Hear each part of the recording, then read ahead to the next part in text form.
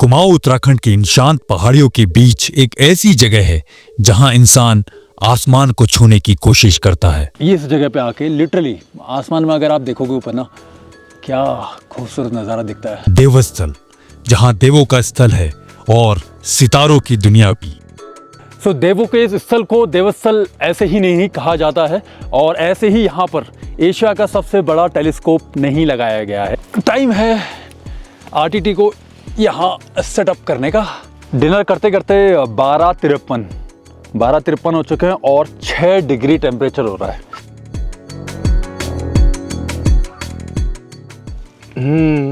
सुबह के बज चुके हैं ऑलमोस्ट 7:30। ओह, उठने का बिल्कुल मन नहीं कर रहा है यार, लेकिन क्या करें। वहाँ गड्ढा बनाइए, इस टॉयलेट कैंप को आप उस जगह पे लगाइए, ठीक है। अंदर जाइए, फ्रेश हो जाइए, गड्ढे को दोबारा बंद कीजिए।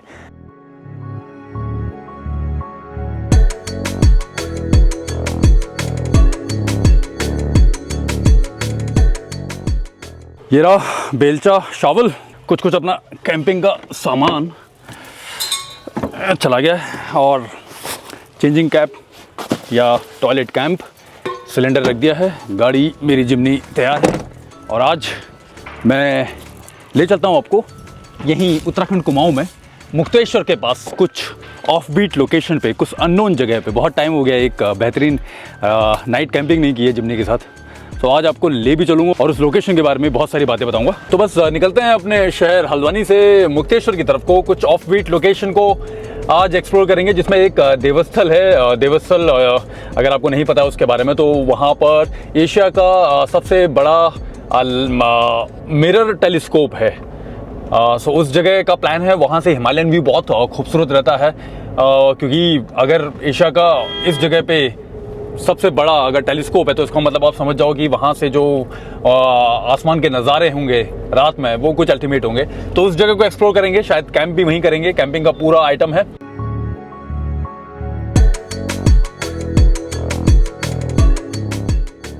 हल्द्वानी से निकलकर सबसे पहले मैं पहुंचा भीमताल। भीमताल की झील के किनारे की हवा में हमेशा एक अलग सा सुकून होता है। तो भीमताल से मार्केट के बाद बस ये आ चुका है खुटानी बैंड। अगर हम सीधे जाएंगे तो भवाली की तरफ को, लेकिन अगर हम यहाँ से राइट टर्न लेते हैं तो ये रास्ता भी मुक्तेश्वर की ओर जाता है, पदमपुरी चाफी की ओर। और अब यहीं से हम जाएंगे देवस्थल की ओर भी।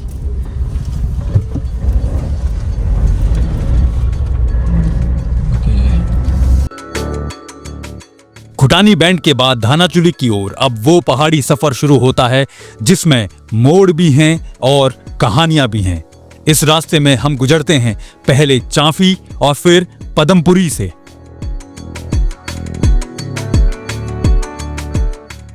पदमपुरी से आगे आता है धारी। पहाड़ों की ये जगह छोटी जरूर है, लेकिन इनकी शांति बहुत बड़ी है।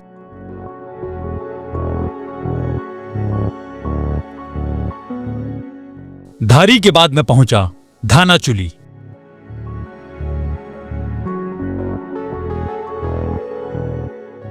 धानाचुली ये वो जगह है जहां से हवा का रंग बदल जाता है।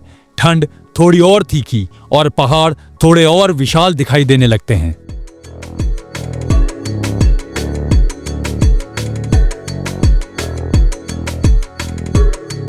तो ये अभी पहुंचा हूं मैं धानाचुली बैंड पे। अब धानाचुली बैंड से जो सीधे 2 रास्ते जा रहे हैं, एक तो मुक्तेश्वर, एक डोल आश्रम की तरफ को, और ये जो ऊपर को रास्ता जा रहा है ये रास्ता जाता है आपका देवस्थल की तरफ को।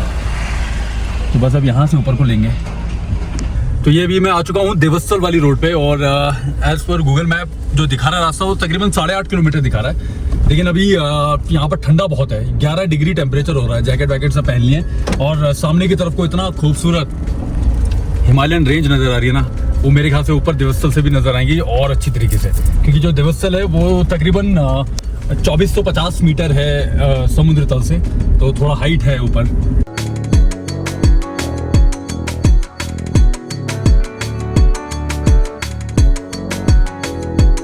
तो वहाँ धानाचुली बैंड से थोड़ा सा ऊपर आके ही फिर आप जो एक हल्का सा मार्केट टाइप की आएगी ना, वैसे आप अगर गूगल मैप लगाएंगे तो आपको दिख जाएगा, तो ऐसी वाली रोड पे आ जाएंगे आप। और अब यहाँ से देवस्थल जो मंदिर है वो 2 किलोमीटर है, और वहीं पर ये एरीज का वो भी है अपना ये ऑब्जर्वेटरी। सो वैसे शायद अभी जाने ना दे, लेकिन चेक करते हैं कि ये जगह है कैसी, क्या है यहाँ पर।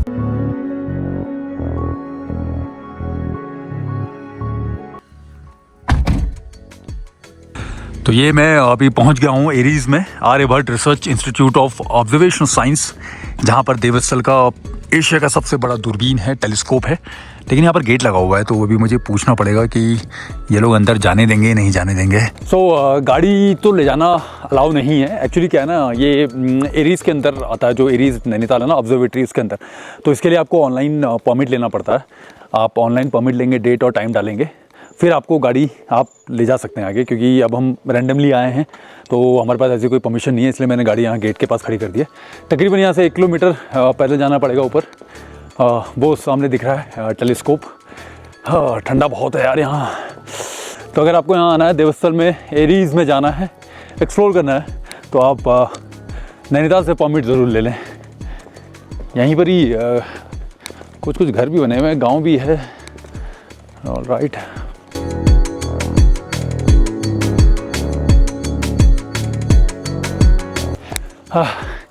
सो यहाँ वाकई में ना बहुत ज़्यादा ठंडा हो रहा है।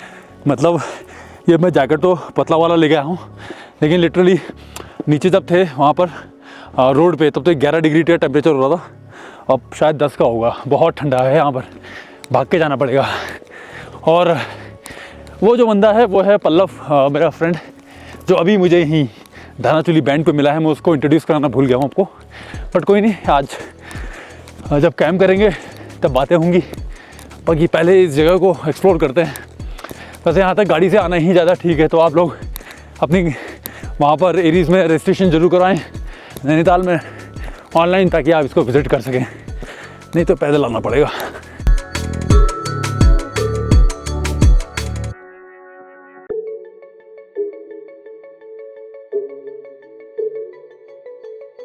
सो देवों के इस स्थल को देवस्थल ऐसे ही नहीं कहा जाता है, और ऐसे ही यहाँ पर एशिया का सबसे बड़ा टेलीस्कोप नहीं लगाया गया है एरीज़ द्वारा। कुछ तो कारण होगा। ये जो जगह है, यहाँ पर मेल होता है विज्ञान और आध्यात्म दोनों का। ऐसा कहा जाता है कि ये जगह इतनी साफ़ है, मतलब यहाँ से अगर उस टेलीस्कोप से आप ब्रह्मांड की कुछ खोज करना चाहें तो आपको वो जो जानकारी है वो इतनी अच्छी तरीके से प्राप्त होती है। कुछ तो बात होगी ना, तभी तो यहाँ पर मंदिर है और तभी यहाँ पर ये एशिया का सबसे बड़ा टेलीस्कोप है। लेकिन पॉइंट वही है, आपको यहाँ आना है तो आपको ARIES Aryabhatta research institute of observational science जो कि है नैनीताल में, वहाँ से परमिशन लेनी पड़ेगी, या तो आप ऑनलाइन भी फॉर्म भर सकते हैं। तो बच्चों के लिए भी एक अच्छी जगह है। जो बच्चे साइंस पढ़ रहे हैं उनके लिए आप आना चाहिए। हम तो आज अनफॉर्चुनेटली अंदर नहीं जाएंगे, नहीं जा पाएंगे, राइट। और मंदिर के अंदर भी जाना अलाउ नहीं है, क्योंकि मंदिर में जाने के लिए धोती पहनना बहुत ज़रूरी है। हाँ, सूरज भी ढल चुका है, लालिमा। ओह, तो ये जगह वाकई में बेहद खूबसूरत है यार। मतलब आप मान के चलिए हल्द्वानी से 65 किलोमीटर दूर, अगर आप मुक्तेश्वर की तरफ को जा रहे हैं, और मुक्तेश्वर से ही पहले धानाचूली बैंड से आप इधर आ सकते हैं। तो अब शाम भी हो गई है, ठंडा बहुत है इधर, 2450 मीटर पे है और 10 डिग्री टेम्परेचर हो रहा है इधर। तो अब चलते हैं आगे। जो प्लान है आगे का, आज कहीं ना कहीं कुछ ऐसी जगह ढूंढने का जहां हम लोग आज जिमनी के ऊपर रूफटॉप कैंपिंग कर सकें। तो आज की रात यहीं देवस्थल के पास सितारों की इस खुले आसमान के नीचे चलते हैं वापस और कैंप सेटअप करेंगे। चलो। तो वहाँ एरीज़ देवस्थल से नीचे आते आते तकरीबन 4:45 हो गए, ऑलमोस्ट अंधेरा भी हो गया है। तो अब प्लान ये है कि एक लोकेशन ढूंढी जाए जहाँ पर आज रात बिताई जाए, क्योंकि अब होगा असली एडवेंचर। चलते हैं, चलो।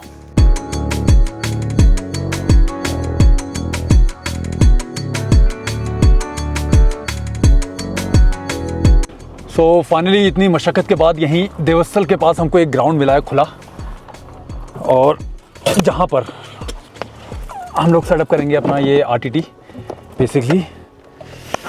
ओह, पूरा मतलब ये जो देवस्थल का पूरा एरिया है ना, ये एक खोज मारा, कहीं पर भी कोई ऐसी खुली जगह नहीं मिली है। लेकिन हमको चाहिए थी खुली जगह जहाँ से हम मॉर्निंग में ये जो खूबसूरत नज़ारे हैं इसको देख सकें, और दूसरी बात है, देवस्थल में ही रुकने का रीज़न यही था क्योंकि एक तो एरीज़ है जहाँ से अभी हम होके आए हैं, तो ये जो खूबसूरत जो ब्रह्मांड के जो ये खूबसूरत नज़ारे मिलेंगे ना रात को, ये चांद सितारे सब वो यहीं से मिलेंगे, तो ये जगह रुकने का रीज़न यही था। अब बस अपना रूफटॉप टेंट अनइंस्टॉल करते हैं। और आज के इस कैंपिंग सेटअप में हम लोग 3 लोग हैं। पल्लव सिंह भंडारी मेरा फ्रेंड है स्कूल का, सो काफ़ी टाइम से बोल रहा था कि मुझे भी आना है, तो इस बार मिल गया मुझे। यही मुक्तेश्वर में ही रुका हुआ था कुछ काम से, तो मैं इसे अपने साथ ले आया हूँ। बाकी कैमरे के पीछे मोहित, काम सबको करना है, खाना बनाएगा आज। मैं ऐसे घूमने थोड़ी आए हैं, अभी तो मेहनत है। चलो भाई कैंप खोलते हैं।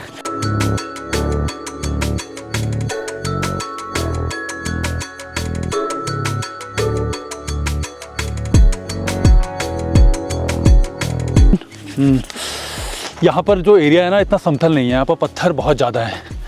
तो आज मेरे पास एक और चीज़ भी है जो काम आएगी, वो है ये एक्चुअली मैंने विंटर स्पीति शुरू होने वाला है एक्सपीडिशन, तो उसके लिए मैं ये शावल वगैरह सब लेके ही चल रहा हूँ गाड़ी में। और ये थोड़ा सा इसलिए भी काम आएंगे ना, जो पत्थर वत्थर है ना इनको हटाने के काम भी आएंगे। ये जो एरिया है ना इसको हम थोड़ा सा समतल कर लेंगे।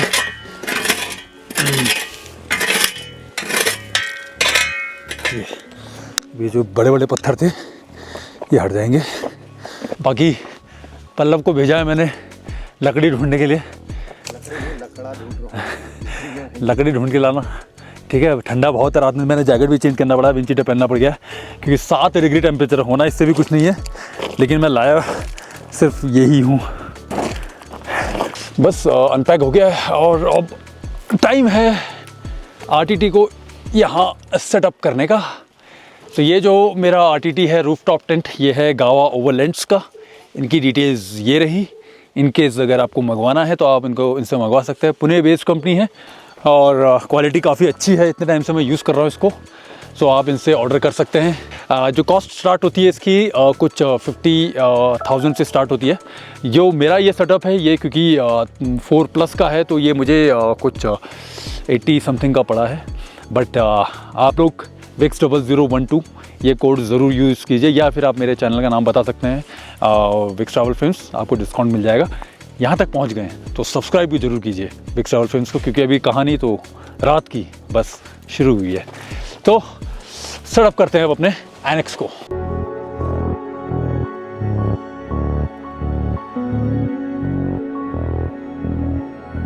सो एनेक्स भी लग चुका है और अब मैं काम करता हूँ लाइट पे, इलेक्ट्रिसिटी पे। अगर आप लोग पहली बार देख रहे हैं तो आपको सब कुछ बताते हुए जाऊँगा। ये है पावर स्टेशन इकोफ्लो का, अमेज़ॉन में मुझे मिला ये कुछ 35,000 का। इसका जो छोटा वाला वर्जन है वो 24,000 का है, उससे बड़ा वर्जन 80,000 का है।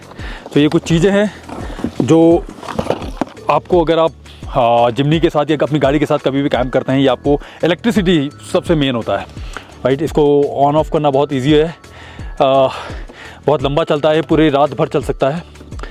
ओके, ये देख लीजिए ऑन हो गया। सो और ये भी मेरा एक एक्सटेंशन बोर्ड है, इन केस अगर मुझे ज़रूरत पड़ी तो ये मैं यूज़ करूँगा। तो ये सारी चीज़ें इसलिए लेके चलनी पड़ती है, मैंने आपको बताया ना, क्योंकि अगर आपके पास ये सारी चीज़ें होंगी तो फिर आप एक अच्छी कैंपिंग कर पाओगे। इधर मैंने पावर अप के लिए ये अलग से बनवाया है, वायर वाला LED लेके आया हूँ मैं, और LED के साथ ये, क्योंकि वो जो छोटी मोटी, सॉरी गिर गया था अभी, जो छोटी मोटी चाइनीज़ लाइट होती है ना उनसे काम चल नहीं रहा है। तो अगर अच्छी लाइट चाहिए ना तो आपको ऐसी LED बनवानी पड़ेंगी। ये आप किसी भी इलेक्ट्रिकल वाली शॉप से बनवा सकते हैं। All right, okay. सो ये देखो, ये फ़ायदा होता है, ठीक है। अब इसका जो वायर है ना वो भी मैंने अच्छा खासा लंबा किया हुआ है। सो इसका फ़ायदा ये है, जैसे ओह यहाँ तो वायर ये भी है, हम इसको यहाँ पर भी लगा देंगे आराम से, ठीक है। सो इस बार का जो लाइटनिंग सिस्टम है कुछ ऐसा है, ये देख लो आप कैसा लगा है लाइटनिंग सिस्टम। ओह चलो भाई, लाइट वाइट कैंप सेटअप सब कुछ हो चुका है। अब शाम के खाने की तैयारी। सो इधर बनाएंगे हम लोग खाना। आज तो लाइट भी अच्छी है, आग भी जलाई जाएगी इधर की साइड कोई। इस बार एक गड़बड़ हो गई है। ये जो हमारा ये सिलेंडर था छोटा वाला, इसका जो पाइप था वो शायद घर पे भूल गए। सो बैकअप ब्यूटेन एज ऑलवेज, क्योंकि मैं बैकअप में हमेशा ब्यूटेन भी रखता ही हूँ साथ में। तो खाना तो बन जाएगा हमारा। पल्लव को काम पे लगा दिया है प्याज काटने के लिए। अब बाकी शाम की शुरुआत एज़ यूजुअल हमेशा कॉफ़ी से करेंगे। तो दूध मैंने यहाँ धानाचूली बैंड से ले लिया था, क्योंकि 2 लीटर कितना, हाँ ये 1 लीटर दूध है, सुबह भी काम आएगी। तो शाम की शुरुआत तो कॉफ़ी से ही होनी चाहिए दोस्तों।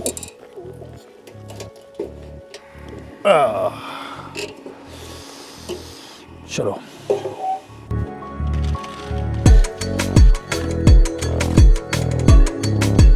कॉफ़ी शाम की रेडी।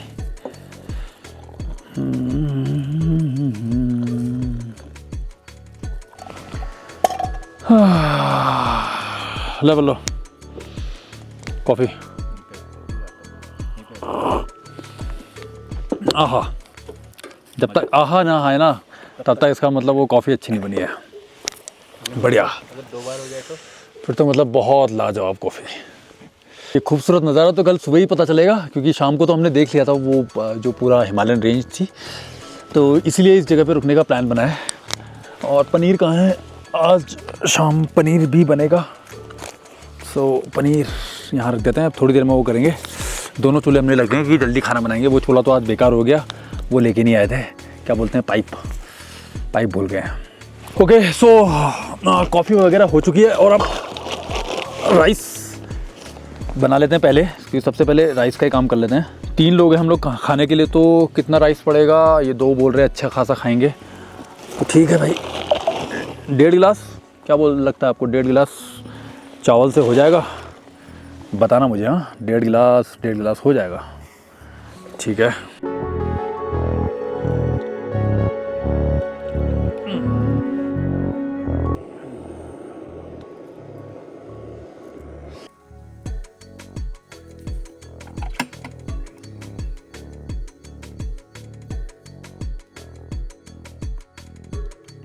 मज़ा क्यों नहीं आएगा? खुले आसमान के नीचे हैं हम लोग। और पता है यहाँ पर क्या है, मतलब मेरा कैमरा जस्टिफाई नहीं कर पाएगा, क्योंकि जो देवस्थल है यहाँ पर एरीज़ है, जैसा मैंने बताया ना, Aryabhatta research institute of observational science ना। तो वो इसका रीज़न यहीं पर ही। यहाँ पर अभी मैं जैसे देख रहा था ना ऊपर, क्या बोलते हैं उनको जो बनते हैं स्टार के? Pole star. अरे पोल स्टार तो वो होता है ना, 7 स्टार। हाँ, जो 7 स्टार का जो बचपन में पढ़ा था ना, वो मुझे इतना ध्यान नहीं है। सो वो यहाँ पर बहुत साफ नज़र आते हैं। मतलब इतना हल्द्वानी में हमको इतना क्लियर नज़र नहीं आता, वैसे वहाँ पे इतना पोल्यूशन है, धुंध है। दिल्ली वालों के तो खैर पूछो ही मत। लेकिन ये इस जगह पे आके लिटरली आसमान में अगर आप देखोगे ऊपर ना, क्या खूबसूरत नज़ारा दिखता है। हैं? उसके साथ ये बॉनफायर, उसके साथ ये नज़ारा खूबसूरत।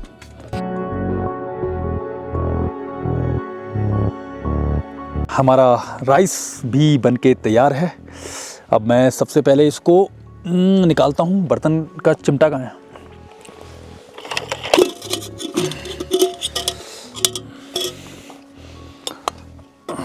राइस कम तो नहीं होगा? नहीं बहुत है यार। गीला कितना हो रहा है? गीला कहाँ है, पूरा सूख गया, 3 सीटी पड़ी है।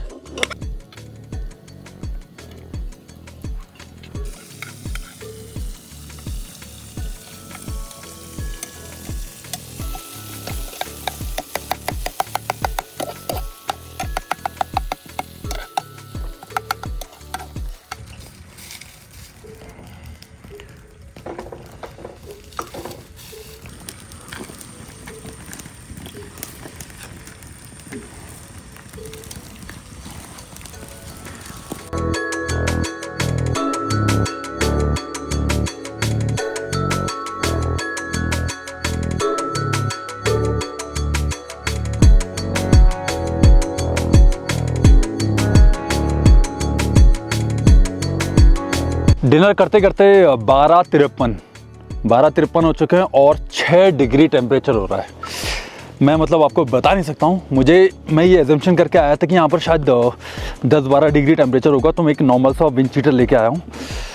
लेकिन भाई साहब इतना ठंडा है, ज़्यादा ठंडा है।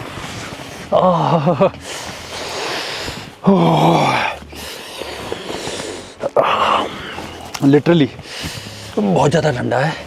तो भैया खाना वाना हो चुका है, अब टाइम वेस्ट किए हुए सोने का टाइम है।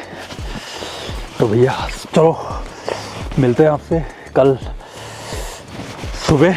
ये जगह मतलब अगर आप लोग ये सोच रहे हैं कि यहाँ पर नॉर्मल टेम्परेचर है तो फिर तो गलत सोचना है, जैसे कि मैंने गलत सोचा। लिटरली बहुत ज़्यादा ठंडा है भाई। चलिए good night, take care, see you.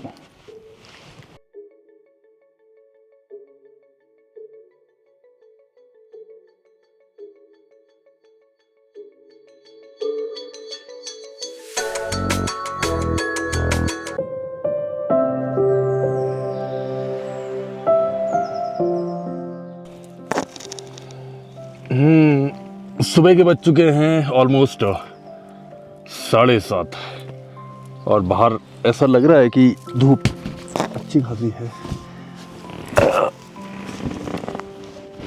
ओह क्या बात है, क्या बात है। उठने का बिल्कुल मन नहीं कर रहा है यार, लेकिन क्या करे, उठना पड़ेगा। 7:30 हो चुके हैं, नहीं तो पूरा गांव आ जाएगा इधर और धूप भी तेज हो जाएगी। उतना घूम घाम के आने के बजाय तो मैं इधर से भी आ सकता हूँ, तो मैं यहीं से आ जाता हूँ यार, वहाँ से नहीं आता हूँ क्योंकि ये शॉर्टकट है नीचे आने का। ओह ये देखो पूरा जंगल है यार इधर तो। एरीज वहाँ पर है, वो बहुत टॉप पे है यार, वो 24-50 मीटर। और पल्लव कैसा रहा एक्सपीरियंस नीचे सोने का? अच्छा रहा?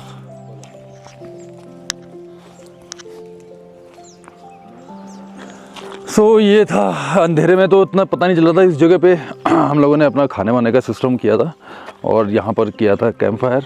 ये जो गंदगी आपको दिख रही है एक्चुअली पहले से है, हमारी ये सच कोई गंदगी नहीं है। तो हम जहाँ भी जाते हैं वहाँ पूरी तरीके से क्लीन करते हैं उस जगह को, और अपनी गंदगी तो बिल्कुल नहीं करते हैं।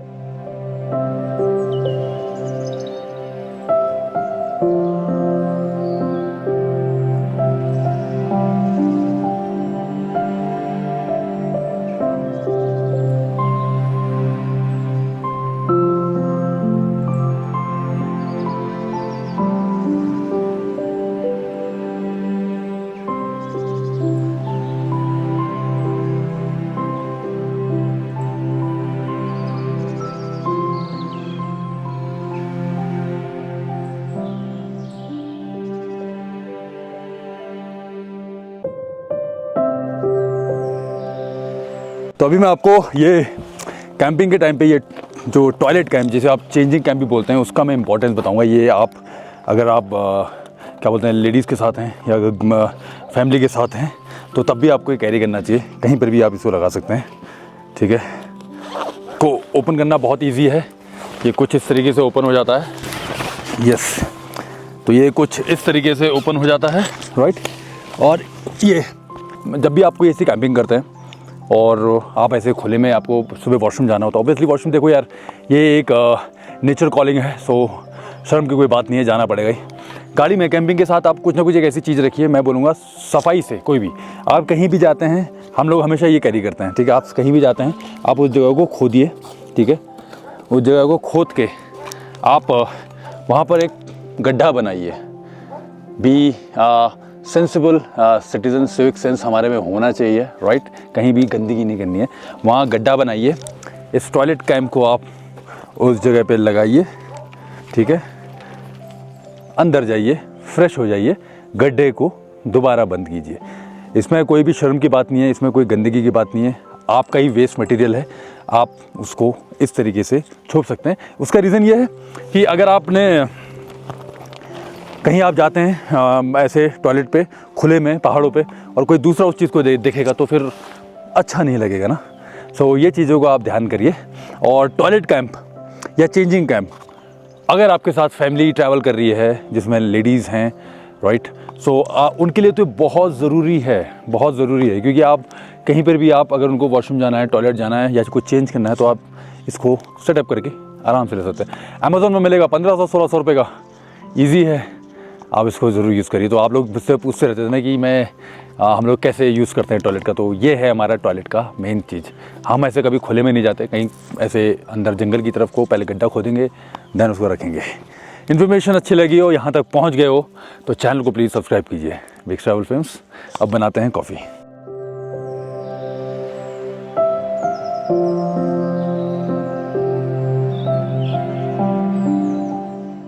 सो अब कॉफ़ी टाइम। ये दूध मैं लेके चलता हूँ, जैसे दूध कल 2 पैकेट लेके आया तो रात में ही हमने इसे उबाल लिया था ताकि फटे ना। ये सारी चीज़ें ध्यान करनी पड़ती हैं कैंपिंग करते वक्त, क्योंकि अगर सुबह सुबह आपको कॉफ़ी पीनी है तो दूध होना बहुत ज़रूरी है, और अगर दूध फट गया तो फिर प्रॉब्लम है। तो बेटर है आप रात में ही उसे गर्म कर लें। गर्म करके हमने इसको नीचे गाड़ी के नीचे रख दिया था।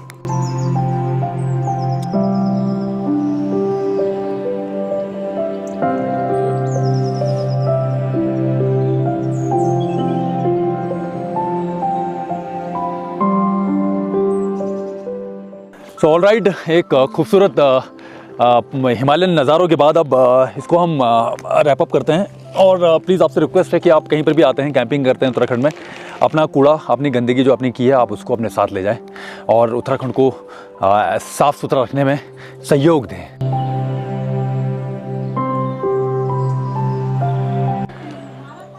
ये भाई जी यहीं पर ही जहाँ हमने अपना कैंप किया था, यहीं पर इनका घर है। सुबह बोला था उन्होंने कि चाय के लिए आना, तो थोड़ा बैठते हैं। भाई इतना कुछ करने की जरूरत नहीं है यार, पहाड़ है अपना, तो कहीं भी बैठ जाएंगे। अरे नहीं यार, ऐसा मत करो दादी, बिल्कुल सही है, पता है मैं तो वहाँ बैठ के पीऊँगा, इतना अच्छा नज़ारा है। अभी देखो आपका घर, इतनी खूबसूरत जगह है यहाँ पर, ये लोग इतनी दूर से घूमने आ रहे हैं, आपका घर ही इतनी खूबसूरत जगह पे है, है ना? दर्शन हो जाते, महादेव के दर्शन हो जाते। क्या बात है, देखो यार। और क्या होता है फिर यहाँ खेती बाड़ी भी हुई? हाँ, खेती बाड़ी ये सुअरों के चक्कर में थोड़ा कम कर दी मैंने। ये सारी ये सेब के एप्पल के पेड़ इसमें हिमाचल सेब होते हैं इधर? हाँ हैं? हाँ, ये जो पेड़ है ये पुराने हैं, रॉयल डेलिशियस। अच्छा। अब आजकल नई प्रजातियां आ गई जो छोटे 5-6 फीट के पेड़ होते हैं। ये पुराना है रॉयल डेलिशियस, जिसे कश्मीरी सेब भी कहते थे। अच्छा, मूली यहाँ तो आप सर्दियों में वो भी शांत होगे फिर, नींबू वगैरह खूब, नींबू में मूली वूली डाल के। अभी सर्दियों में यहाँ पे आपको सभी के खेत खाली दिखेंगे ना। अच्छा। क्योंकि अब बर्फ गिरेगी तो ये पाला पड़ रहा है नहीं। हाँ, ये अभी धूप आ गई तो थोड़ा पिघल गया हाँ। पहाड़ों की बिल्कुल शुद्ध ऑर्गेनिक मूली। ऑर्गेनिक, इसमें कुछ ही नहीं पड़ता है। ये देखो, ये सिर्फ मिट्टी से ही, मिट्टी और यहीं के गाय भैंसों का खाद हो गया। क्या बात है। अभी आपको पहाड़ी मूली का स्वाद लिया जाएगा आज। क्या माँ मेरी बहुत पहले गुजर गई। हाँ, पापा पिछले साल गुजर गए। तो बस तो अभी मतलब आप वाइफ और साली आपके साथ ना? छोटा सा बच्चा है, ये अंदर मोबाइल देख रहा है। अच्छा। सब नजदीक है भाई, यहाँ सब नजदीक है भाई। अब आप लोग बैठो ना।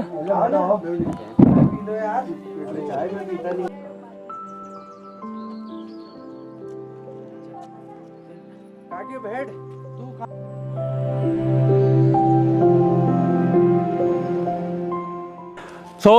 इधर की तरफ को धानाचुली, इधर की तरफ को मानेगर, और जहाँ से मैं आया हूँ वो है देवस्थल की तरफ से। और इसके बीच में ये पूरी जो धानाचुली बैंड है हमारी। आपको अगर ऐसा कुछ व्यू चाहिए तो फिर आपको यहाँ धानाचुली के पास इस जगह पे आना पड़ेगा। और बाकी बहुत मज़ेदार जगह थी यार ये जगह देवस्थल। ज़रूर आइए, अपने बच्चों को भी लेके आइए, क्योंकि उनके मतलब की चीज़ें हैं यहाँ पर आपको होम स्टे और होटल्स भी मिल जाते हैं। आप आके इन नज़ारों का आनंद ले सकते हैं। विक्स ट्रैवल फिल्म्स सब्सक्राइब जरूर कीजिए, फॉलो कीजिए इंस्टाग्राम पे, फेसबुक पे। मिलते हैं आपसे अगले सफ़र में।